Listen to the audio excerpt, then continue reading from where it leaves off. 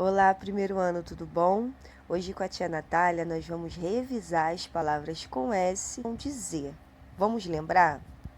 Vamos lembrar o som do S no início. Sa, se, si, so, su. Sapo, selo, sino, sopa, suco. Observe que todas essas palavras iniciaram com S, então terá o som de S. S no início tem som de S e S no meio entre vogais. O S no meio entre vogais terá som de Z.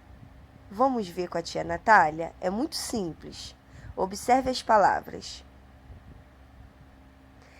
Casamento. Zá teve som de Z, porque está entre duas vogais. A.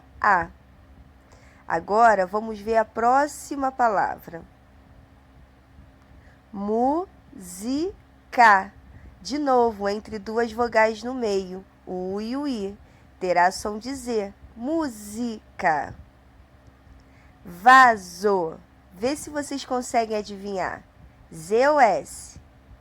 S, porque está entre duas vogais.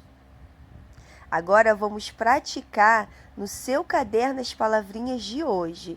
E daqui a pouco a gente corrige junto. Um beijo, primeiro ano!